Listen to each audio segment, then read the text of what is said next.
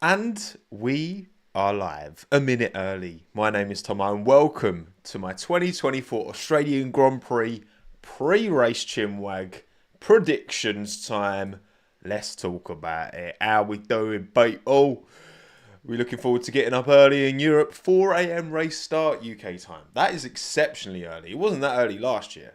I'm sure it wasn't. But thank you all for joining me, Halita, Mella, Anders, Daniel, David, Living on the Edge, Mega versus Prime J, Ray, Nedo, Malia, Christopher, Sletton, D2D Guy, Robert Wilson, Earth, Axel, Moon One, Patrick, Avkid, Froggy, Sandra, David. Shout out Anders, I didn't even have to shill friends of Tommo. And £2 a month you got on board. So I appreciate that, Anders. Thank you very much for joining me. Wherever you are in the world, whether you're watching this live here on YouTube, post on YouTube as a VOD video, as most of you do. Or, hang on. Yeah. Or you might be listening audio only. Sorry, I thought I messed up the graphics. Which, I mean, I probably have. Okay, it wouldn't be out of character for me to mess up the graphics at some stage. But I didn't. No, I was just worried that I was going to click on this and then it was going to show off all my overlays, which obviously no spoilers, right? I want you here for the long run. Now, it's not going to be, typically these go about 45 minutes just to set expectations if you're here live for the first time. Time for an early race, absolutely blob. Hello, Daniel. Oh, also Daniel, something I want to, do you recognise that? Do you recognise this, Daniel, over here? You should recognise this. It's finally in the set. It's finally in the set, mate. Your lovely gift. Too kind. But yeah, thank you all for coming. Appreciate you all taking the time. Alpine points this weekend. Rowski, I want whatever you're on, mate. I want whatever Rowski's having. That's what I want. They should make it a morning race, late night for us.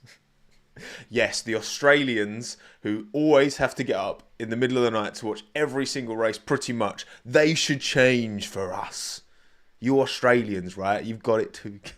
Look, you've got a beautiful country, very sunny all the time. It's miserable here. At least I can speak for the UK. So, you know what? Swings and roundabouts, isn't it? Finally attending this one in person today was a blast. Can't wait for Sunday. Very nice, SF. Yeah. Albert Park's right up there on my list. Because, I mean, Melbourne's one of my favourite cities in the world. Melbourne, outside of London, Melbourne, Amsterdam, Wellington. Wellington in New Zealand is sick. It is a beautiful place. Love it. But anyway, I'm waffling. You're not here for a travel guide. You're here to talk all about the Australian Grand Prix. And you're here to listen, again, audio only, Apple Podcast, Spotify. I moved my the audio version of this. I changed kind of the back end company that I used. And it duplicated the podcast. It was really weird. But it would still upload to both. But I sorted that anyway. It messed up my analytics. But again, you don't care about that. You care about round 3, the Australian Grand Prix. All right? Ooh, never been to Porto, Xavier. I've been to Lisbon. Lisbon's beautiful, but Porto, I'd like to go to Porto. I would. But yeah, round 3, Australia. I love that they still have this kind of little walk where all the fans can get their stuff signed. I think that's a really nice touch they do in Australia. And isn't Australia going to be the opener again at some point?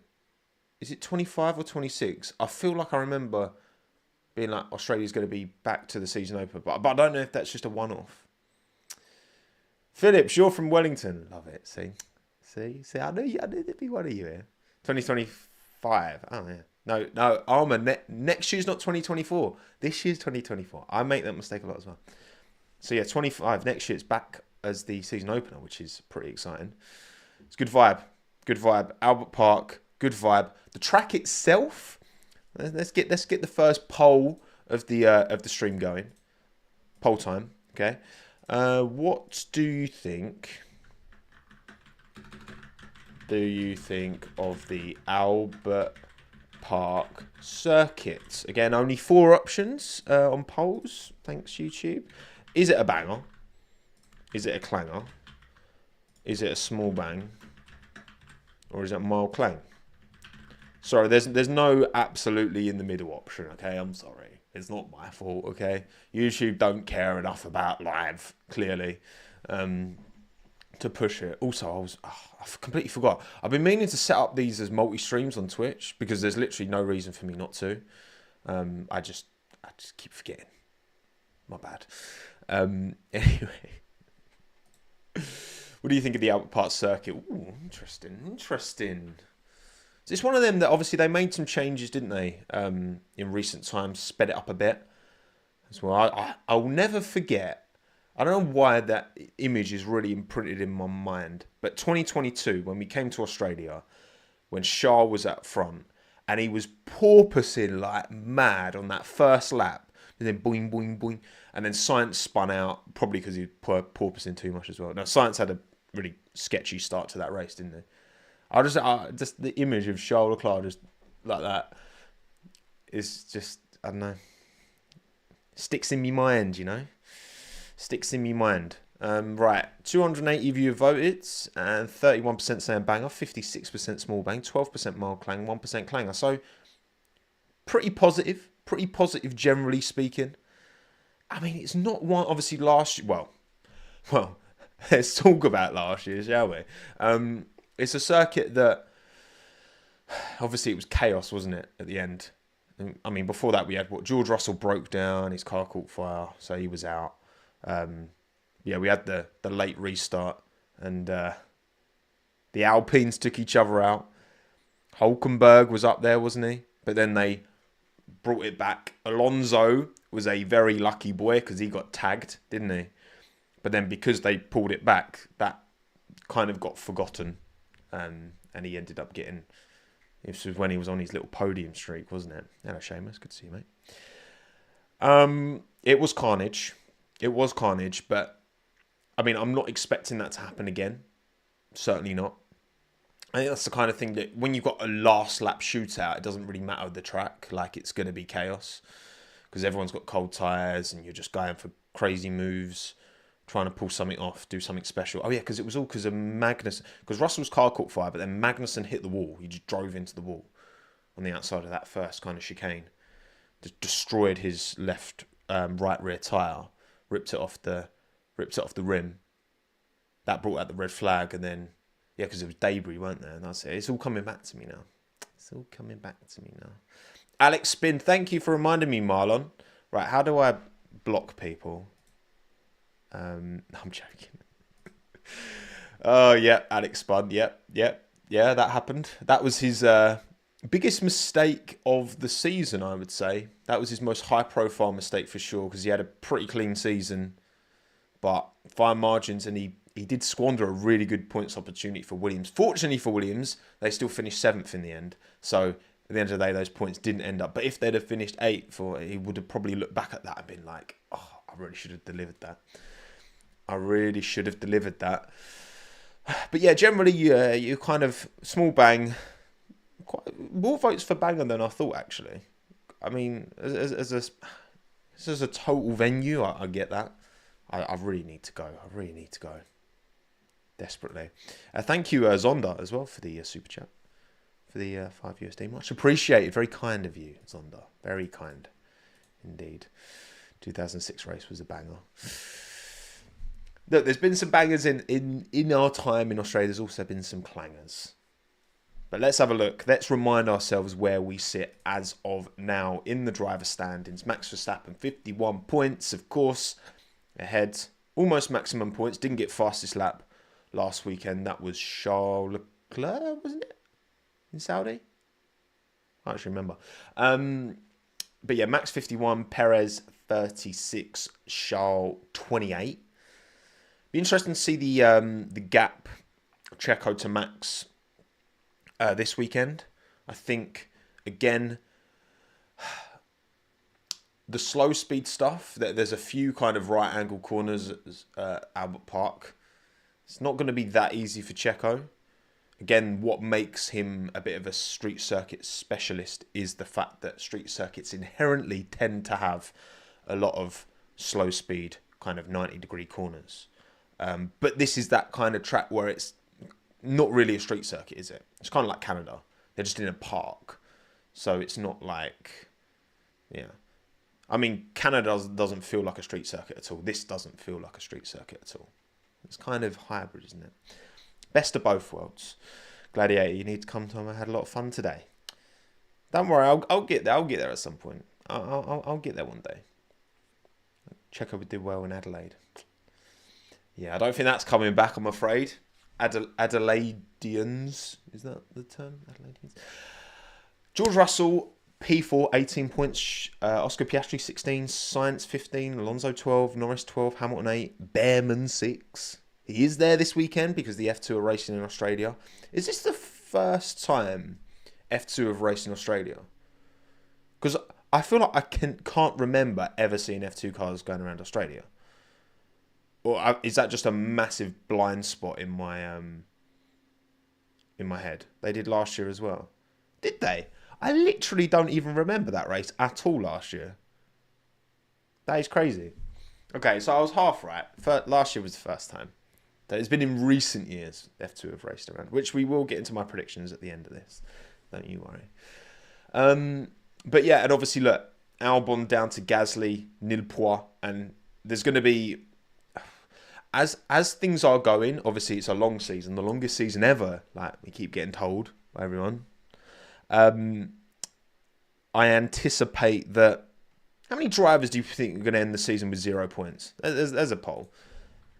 How many drivers will end the year with 0 points? Because it was none last year, wasn't it? Everyone got at least a point. None. 1 to 2, 3 to 4, 5 or more. Right, again, that's the best I can do with the polls. Because, yeah, I mean, obviously, based off the first 2 races, you can make a very, very good case that a significant chunk are going to end up with 0 points. But, obviously, mid-season upgrades, crashes, unreliability. I mean, it's literally a complete shot in the dark, isn't it? But you can see if these gaps stay, because the gap between Aston Martin at the bottom end of that top 5 and then the rest is pretty significant still. I mean, Williams have made loads of changes. That's, you know, more in terms of capital investment, and, you know, you've got Vowles and Fry kind of just completely tearing things up, breaking things. He keeps saying breaking things in order to breaking things quickly so that you can kind of move things forward, right? He understands how a top team like Mercedes operate, and Williams are far from that. So it's going to take a lot of work at Mercedes, and it's going to be a tough gig trying to convince Albon that that's the place to stay, because he's kind of in the prime time of his career, isn't he? He's got, him and Carlos have got to make, you can argue they've got to kind of make short-term decisions to kind of prioritise their opportunities in the here and now. But then I guess, you know, F1 drivers seem to be able to, you know, with the understanding around nutrition and, you know, exercise, and, you know, look at Fernando Alonso is obviously the easy example to make, that I think if they want to, they can stay competitive well into their late 30s. But, you know, everyone's different as well, right? And all of these drivers started when they were so young. I mean, the fact that Alonso is still so obsessively driven, you know, considering how much of his life is spent behind a wheel, is admirable, right? Won't be able to do it forever. Right. Yes, Stroll crash. Stroll's going to crash every weekend, which means one of them will always end up with a point. How many drivers will end the year with 0 points? 15% of you think none of them will end with 0 points. 46% think 1 to 2. 31, 3 to 4. 8%, 5 or more. Yeah, I've got enough faith in mid-season development that, and just unpredictability. I mean, there's 22 races left, so come on. There's a long time to go. There's a long time to go. Why is Nico ahead of Lance in the standings if he scored P10 first? I don't think it's Sean. I think it's more who, it's the highest average position when they're level on points. Well, no, sorry. It's the highest, when they're level on points, it's who has the highest best position. And then if that's the same, then it's the highest next highest position. So I guess Hulkenberg must have finished ahead of Stroll the other race. Honestly, I can't remember. Oh yeah, Hulkenberg finished both races. Duh, obviously, because Lance crashed into the wall. Sorry, I'm thick. So those are the driver standings after 2 of 24 race weekends. Team standings, Red Bull 87 points, of course, out in front. Ferrari 49, good points for them. McLaren 28, much better than this time last year. Mercedes 26, Aston 13, Haas 1, remaining 0. Now, look, again, this is early days, right? Everything I say and everything any of us say for the next, I don't know, 6 races has to be caveated with, it's only the start of the season. People came for me when I predicted Mercedes to be 4th best team this year. And as things have gone so far, I feel very vindicated in my prediction. Now, again, there's a long way to go. But I can't say I've got a lot of hope for Mercedes. There's a lot of change going on. They've signed a Simone Resta. It's interesting because he was Ferrari. Well, no, so he was Sauber. Then he was Ferrari. Then he was Haas. Then he kind of moved back to Ferrari, and now he's at Mercedes, which is interesting. So I'm not in a position where I can analyze Simone Resta's performance, whether he's a good signing for Mercedes or not. But either way, Mercedes need to make sure that 2026 is much better than this ground effect era, because this will be certainly seen as a big stain on their very high-profile reputation. Don't get me wrong, compared to Alpine, who, I mean, that's Renault, that's a manufacturer as well. They're still miles clear, but yeah. Merc drivers seem to be convinced in the car's potential, but potential is a dangerous word, Savile. And I think, potential was the whole thing around their zero pod, wasn't it? It was like the potential we've seen in the wind tunnel and CFD and running it really low. Yeah, but like, can you actually deliver that? Yeah, it's tough. It's tough for them, but broadly speaking, I mean, they're still on 26. They're still only 2 points behind McLaren, so it's not that bad, is it? Not that bad. Right, advantage locked in. Shall we get into predictions? Okay, we do this. Start with mine, then go with yours. I put the polls out last night on Twitter, on YouTube community, so make sure you follow me on Twitter at TOMMO'S, or make sure you subscribe. Double check quickly. Go double check. You might not be. You might, trust me, you might be surprised. You might be like, oh, of course I'm subscribed to this guy. Why wouldn't I be? Oh, wait, I'm not. See? I'm sure at least one of you just had that realization. So, because then you can get involved in the community posts, right? When I post the polls. So my prediction for the 2024 Australian Grand Prix is... oh, no, that's not right. My prediction for the race winner of the 2024 Australian Grand Prix is Max Verstappen. Shock. Shock.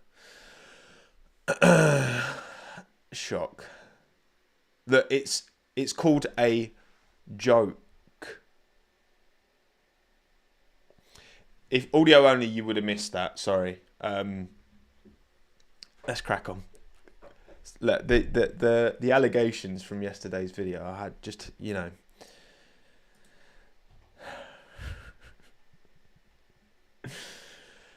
oh, I've got a new favourite currency. What can I say? Max Verstappen, race winner. Of course.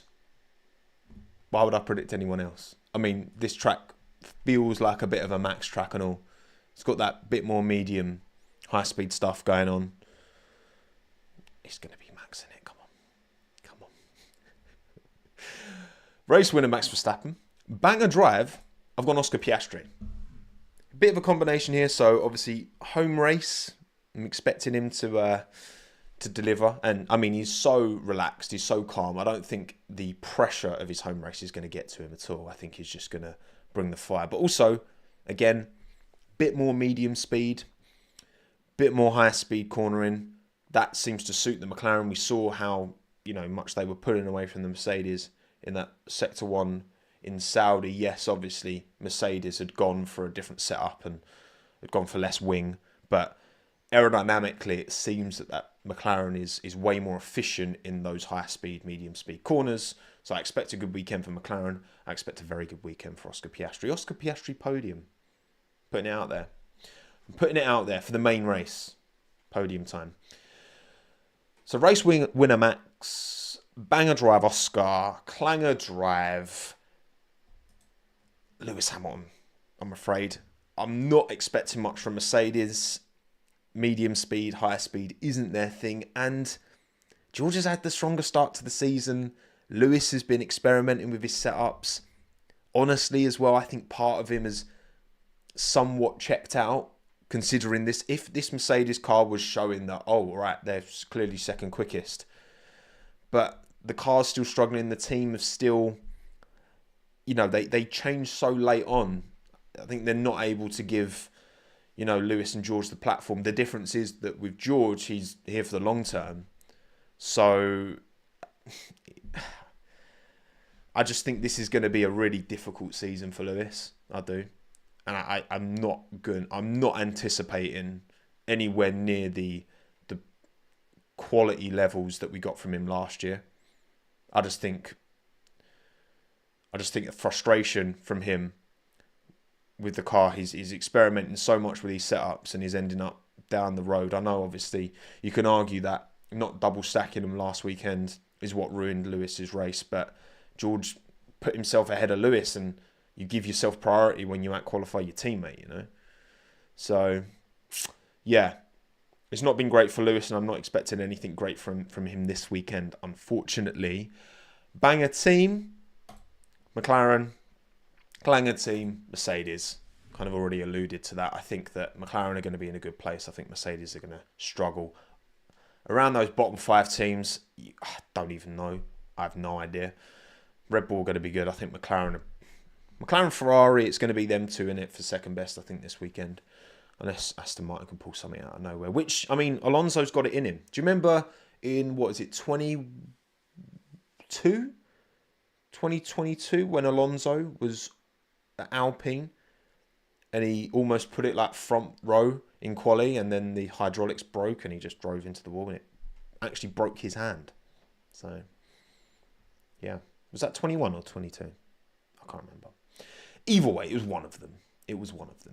So those are my predictions for the 2024 Australian Grand Prix. But what about yours? 1,813 of you voted. So thank you for voting. Again, make sure you're subscribed to the channel so you can see the community posts, or follow me on Twitter at TOMMO'S so you don't miss the polls in the future, because we'll do another poll post-race for the post-race Chinwag, as per. Race winner for you is Max Verstappen. Only 46% of the vote, so less than half of you are actually realistic. 54% of you are Delulu. That's the truth. Same race when Alex went the entire race on Hazard. That was a good day, Sava. That was a good day. 20% Charles Leclerc. So there is some Charles belief out there. I respect that. 14% Fernando Alonso. 11% Lance Stroll. Which brings us on nicely to Banger Drive. And clearly, Lawrence has been paying these bot farms to vote for Lance in Banger Drive category. Give him some prop. Look, to be fair, he could bounce back in a big way, right? He could bounce back in a big way after Saudi, because Saudi stunk. Hey, stranger things have happened. 25% of you went Lance Stroll for Banger Drive. And so this is the problem with putting polls on Twitter, by the way. They just, it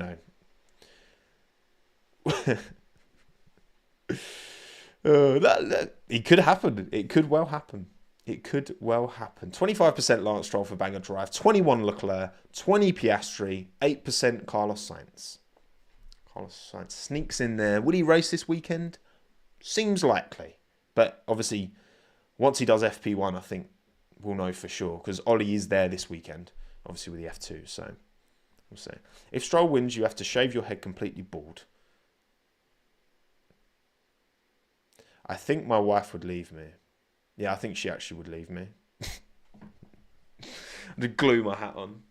To be fair, when I get my haircut, I get a 1 on the back and sides. I get very short and then high fade. So it wouldn't look that much different with a hat on. It's like when I graduated from uni, and it's hilarious because like my head is literally massive. Like every cap I've got, like look, it's literally right on the end. This is like an adult cap, and there's not really much more room left. But yeah, when I graduated, like my hat barely fit on. You could just see, and I literally used to have a buzz cut one over, but you didn't really look any different when you had a hat on. Anyway, right, I'm sorry, I digress.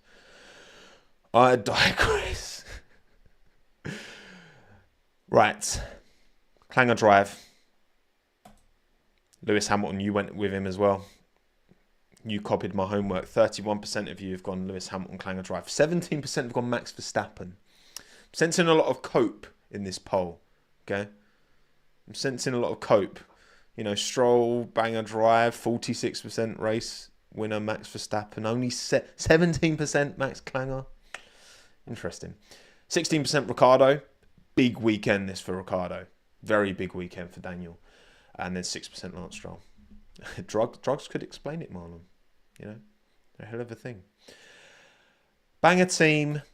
You've gone Ferrari, 28% of you. Banger team. I think Charles and Carlos will deliver the goods. And they have historically, you know, in ground effects years, they've been pretty good around here. 24% Aston Martin, 22% McLaren, 9% Red Bull. I'm not really sure about Aston Martin. I'm not really sure where they're going to put it. Them and Mercedes are going to be a bit, you know, it feels like it's going to be Red Bull and then it's going to be McLaren, Ferrari, and then Aston Mercedes having their own little battles, you know. That's what I think.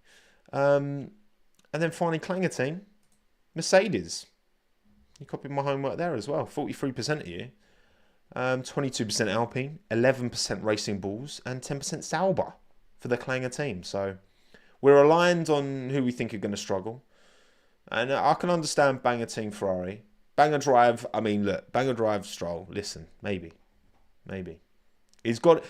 Lance has got it in him to like just have stinker after stinker and then just out of nowhere. Pole position Turkey, podium Baku, podium Monza. You know, I guess when you're around long enough as well, you got more chances to luck into these kind of results, right? Sorry for the divorce. Right, so those are your predictions compared to my predictions. Mine, yours. Mine, yours. Mine, yours. I think mine are better. Of course I do. I've got to back myself, you know. Right, briefly, F2.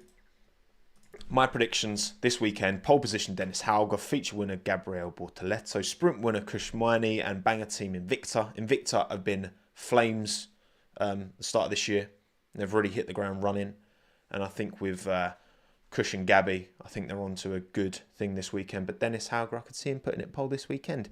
Honestly, with the F2 predictions, it's a much bigger shot in the dark, isn't it? It's a much bigger shot in the dark. Prima coming back. The thing is, like, there's going to be a lot of eyeballs on Ollie. There's going to be a lot of eyeballs on Ollie. So I'm not going to increase the expectation and pressure on him this weekend. But yeah, there's going to be a lot of eyeballs on Ollie Behrman, rightly so. But I mean, look, he put it on pole last time he was in F2 car. He put it on pole around Saudi. So we'll see. It's going to be what? I mean, the Prama's stunk the first weekend in Bahrain. Then in Saudi, he put it on pole, but then had to withdraw. So he's got 0 points. So his 2 races, he's lost 4 rounds, which is, well, how many rounds is it total? Is it 28 rounds? I think it's 14 events, 28 rounds, I think. So he's already lost a sizable chunk of that. 1/7. Yeah, it is 28. High Tech look decent with you. Aaron's doing a good job at the wheel. Yeah, look, we'll see. We'll see this weekend. But those are my predictions for F2. So make sure you watch F2 because F2 is great. And then finally, my fantasy league. If you want to join it, my fantasy league code is there: P3YMECKLC06 or 06. I don't actually know. So I've taken out George and I put in Oscar and I've turboed Oscar or triple captained him, whatever you want to call it. That's what I've done this weekend. Oh yeah, I think Maloney's always in with a good chance, isn't he? You can tell that Rodin's really working underneath, and I need Miata to pick it up, you know. But yeah, I've got Leclerc, Hulkenberg, Albon, Piastri, Norris, both McLaren drivers, and I've turboed Oscar, and then Ferrari and Haas are my two teams. So we'll see. We'll see how it goes this weekend. I'll make my fantasy league early because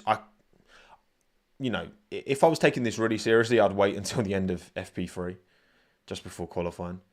But I'm not. It's just a bit of fun. And if I take it too seriously, then it will just wind me up. Whereas if it's just more casual, then it won't bother me so much. But yeah, that's my fantasy league. Bosh, lovely, job done. Right, cool. What else is there to talk about? There's been a few bits of news, isn't there? Susie Wolf has. I don't want to misquote what is actually going on. Come on, keyboard. Susie Wolf. What was it again? It's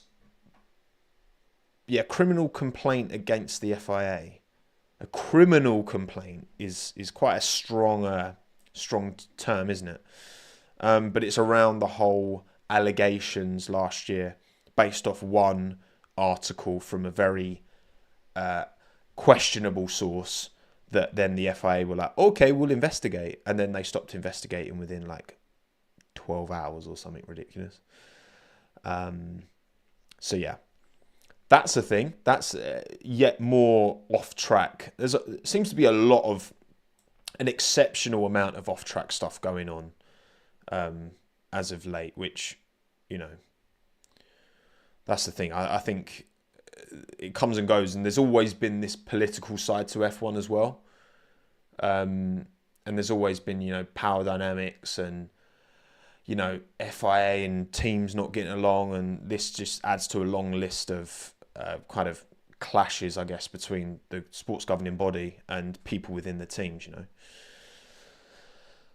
Well, yeah, I mean, the rumours around Newey, there was rumours around, Aramco wanting to buy Aston Martin and then get Verstappen and Newey. And obviously, Newey did the Valkyrie, didn't he? So there's a connection there. But then people saying Newey and Ferrari. Oh my God, the Bottas advert. The Bottas advert is so sick. Uber car share. Well done. Because you've got everyone talking about you. And that's exactly what good marketing does. Valtteri Bottas, Uber car share. If you haven't watched it, watch it. It's phenomenal. He absolutely smashed it, did Valtteri. Very good. The comedic timing was spot on. He was deadpan. So good. No, you can refuse, but it's going to get you eventually. It's gonna get you eventually. Anything else? Oh yeah, Joe's got his helmet design. Good old Joe. The perfect driver for Audi. He is. I'm sorry. Watch the video. It explains why. He's got Valtteri on the back of his helmet, which is very nice of him. That's a strange sentence out of context. So Carlos Sainz said he doesn't rule out returning to Ferrari. What are your thoughts? I think that's nonsense. Why would that be a thing? I think he should write that. He should rule that out if he hasn't ruled that out. Anything else? I'm not really. I think that's kind of it. So you know what? I think we've been talking for 35 minutes, and I think that's plenty. That's plenty. So I think we'll wrap it there. Thank you all for coming. Appreciate you all taking the time. Enjoy the Australian Grand Prix this weekend, especially if you're going to be there in Australia, because I know I've got a lot of Australians who watch my stuff. So thank you, Australians. Thank you. Enjoy it. Enjoy watching F1 racing at a convenient time to you. And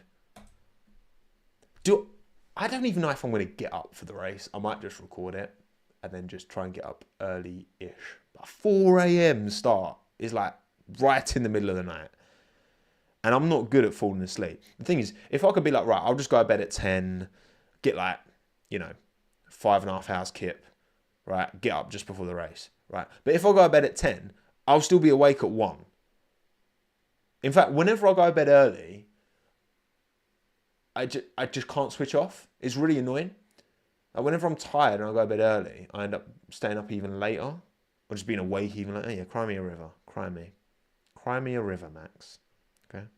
Please never put a poll on Twitter again. Stay up. Maybe. You miss a banger if you don't wake up. And look, listen, Kiefer, right? If I miss the race and it's a banger because of the jinx, right? I'm happy to gift that to you, right? If I can guarantee a banging race by not watching it, I ain't watching it. But yeah, enjoy it wherever you are in the world. Thank you all for coming. Post-race Chinwag will be on Monday. Back to normal because obviously the race is Sunday. Post-race Chinwag on Monday. Watch my video about why Zhou Guanyu is the perfect driver for Audi. I never said he deserves the seat, but he's the perfect driver for Audi. Because Audi are way closer linked to China and the Chinese market than even I knew.